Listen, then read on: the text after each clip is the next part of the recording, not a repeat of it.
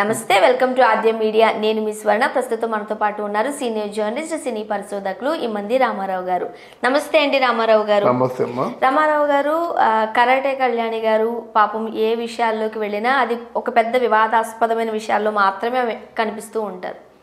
ఖమ్మంలో సీనియర్ నందమూరి తారక రామారావు గారి విగ్రహ ఏర్పాటును నేను ఖండిస్తున్నాను అంటూ పెద్ద దుమారమే రేపారు. నిన్న మనం చూసాం, అన్ని న్యూస్ ఛానల్స్ లోనూ వచ్చింది. అది ఎందువల్ల, ఎందుకు వద్దు అని ఖండిస్తున్నారు ఆమె? అది ఆవిడే చెప్పాలి. ఎందుకంటే ఆవిడ చెప్పిన కారణాలు ఏమిటంటే, కృష్ణుడు యాదవుడు, అది ఆ కృష్ణుని అవమానం చేస్తున్నారు అనే ఉద్దేశంతో ఒక అంటే శతకోటి దరిద్రాలకి అనంత కోటి రూపాయలు అంటారు చూసారా. అంటే ఏదో విధంగా తెలుగుదేశం పార్టీ వాళ్ళని బదనాం చేయడం, ఏదో ఒక విధంగా ఎన్టీ రామారావు గారికి ఆ కృష్ణుడి రూపంలో ఉన్నట్టయితే ఎవరు కృష్ణుడి రూపంలో ఉన్నారు? ఎన్టీ రామారావు. ఎన్టీ రామారావు గారు ఎవరు? తెలుగుదేశం పార్టీ తాలూకు స్థాపక అధ్యక్షుడు. అంటే ఇది ఉండడం వల్ల ఏమవుతుంది, మిగతా జనం అందరూ సైకలాజికల్గా మౌల్డ్ అయ్యి తెలుగుదేశాన్ని ఓట్లు వేస్తారేమో, తెలుగుదేశం పార్టీని గెలిపిస్తారేమో. ఇది మామూలు కాదు కదా. మొత్తం ఒక దాన్ని ఏమంటారు, ఒక ట్యాంకు, ఒక వాటర్ ట్యాంక్ లాగా ఉన్నట్టు. అంటే సహజంగా ట్యాంక్స్ ఉంటాయన్నమాట, రోడ్డు మధ్యలో ఉంటాయన్నమాట. ఆ ట్యాంక్ మధ్యలో శ్రీకృష్ణుడి విగ్రహాన్ని, నిలువెత్తు విగ్రహాన్ని పెడతారన్నట్టయితే వీళ్ళకి ప్రత్యర్థులు గుండెల్లో, ప్రత్యర్థులు అంటే ఏమిటంటే తెలుగుదేశం పార్టీకి ప్రత్యర్థులు, వైఎస్ఆర్ కాంగ్రెస్ పార్టీలో ఉన్న వాళ్ళ తాలూకు గుండెల్లో రైళ్లు పరిగెత్తి ఇక్కడ అంతకుముందు ఎవరో అమ్మాయి చేత తిట్టించేవారు. ఆ అమ్మాయి పేరు చెప్పడం కూడా నాకు ఇష్టం లేదు. మాట్లాడితే ఏదైనా ఒక సందర్భం వచ్చిందనుకోండి, తెలుగుదేశం పార్టీని తిట్టాలంటే ఒక అమ్మాయి రెచ్చిపోతుంది, అలాగే జనసేన పార్టీని తిట్టాలంటే ఒక అమ్మాయి రెచ్చిపోతుంది. ఇప్పుడు ఈవిడ రెండో అమ్మాయి అన్నమాట. అప్పటికి కొంచెం డిమాండ్ తగ్గినట్టుంది. ఈవిడ రెండో అమ్మాయి. ఈవిడ ఏం చేస్తుందంటే తెలుగుదేశం పార్టీ వాళ్ళని తిరుగుతుంది.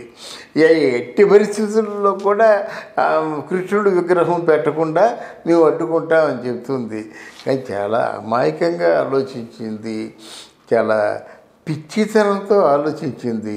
ఎన్టీ రామారావు విగ్రహం పెట్టకుండా ఉండాలంటే ఆయన వ్యక్తి కాదు, శక్తి.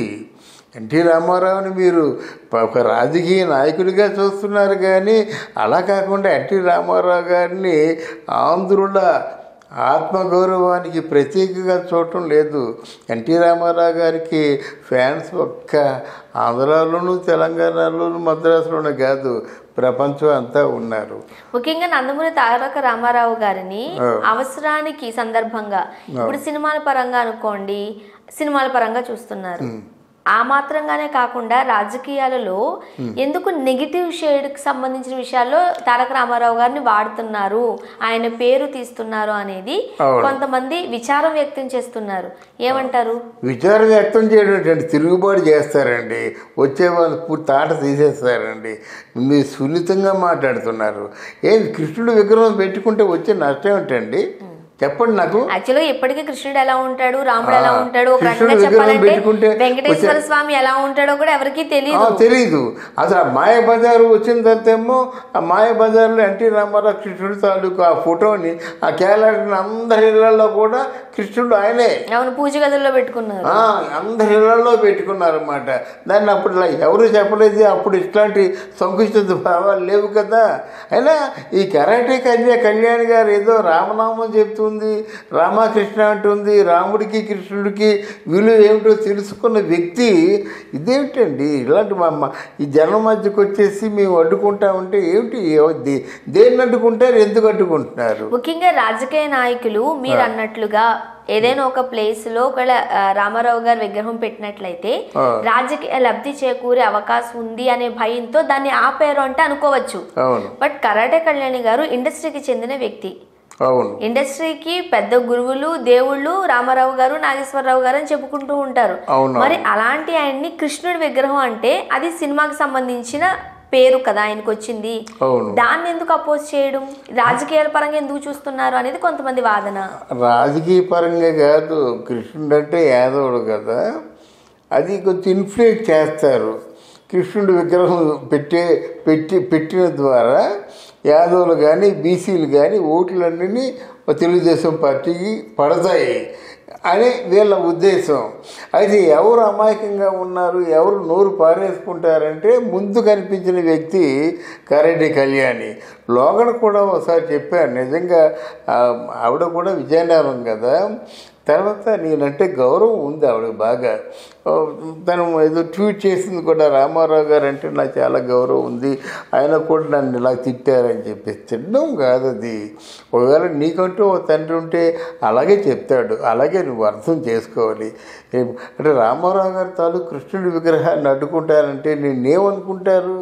ఎన్టీ రామారావు తాలూకు అభిమానులు అందరూ నిన్నేమనుకుంటారు? తెలుగుదేశం పార్టీ వాళ్ళందరూ నిన్నేమనుకుంటారు? ప్రపంచవ్యాప్తంగా కృష్ణుడిని ఎన్టీ రామారావు కృష్ణుడి రూపంలో ఉన్నటువంటి ఆ రూపాన్ని ప్రేమించే వ్యక్తులు ఎంతమంది ఆయన ఏమనుకుంటారో ఆలోచించావా? ఇది ఆలోచించకుండా మేము అడ్డుకుంటా అంటే ఏంటి అడ్డుకుంటావు? అక్కడ విగ్రహ ప్రతిష్ఠ జరుగుతుంది కాదంటే నీ మనకి ఎవరో ఉంటారు. నీకు ఇది అవసరమా? అని నువ్వు రాజకీయం చేస్తున్నావా?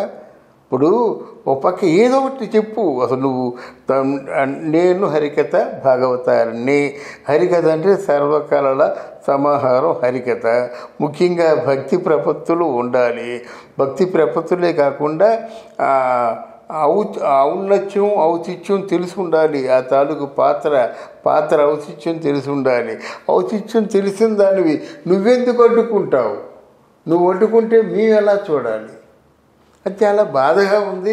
ఒకవేళ కరాటే కళ్యాణ్ని ఎవరైనా ఫోర్స్ చేయకుండా ఎలా మాట్లాడదు, ఫోర్స్ చేస్తే తను డెసిషన్ తీసుకోవాలి. లేదంటే నేను అడ్డుకునే మనిషిని కాను. కృష్ణుడు విగ్రహం అంటే అందరూ దండం పెట్టుకుంటా వచ్చే నష్టమే ఉంది. ఎన్టీ రామారావు కృష్ణుడుగా శంఖం పూరిస్తున్నట్టుగా ఉన్నది. ఎన్నో మంది ఎలక్షన్స్లో పెట్టుకుంటున్నారు. ఇప్పుడు కొత్తగా పెడుతున్నారేంటి?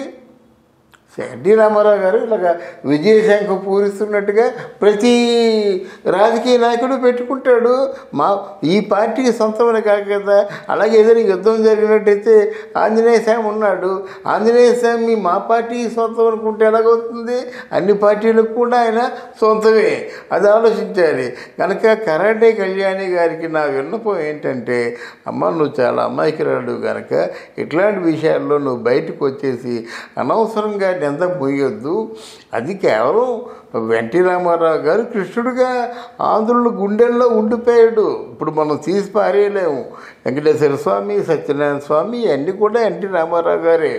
గనక రాముడు కానీ ఇవన్నీ ఆయనే. కనుక ఓ విగ్రహం పెట్టుకుంటే జనం దండం పెట్టుకుంటారు. అది పెద్ద ప్రభావితం చేసి ఓట్లు పడిపోవు.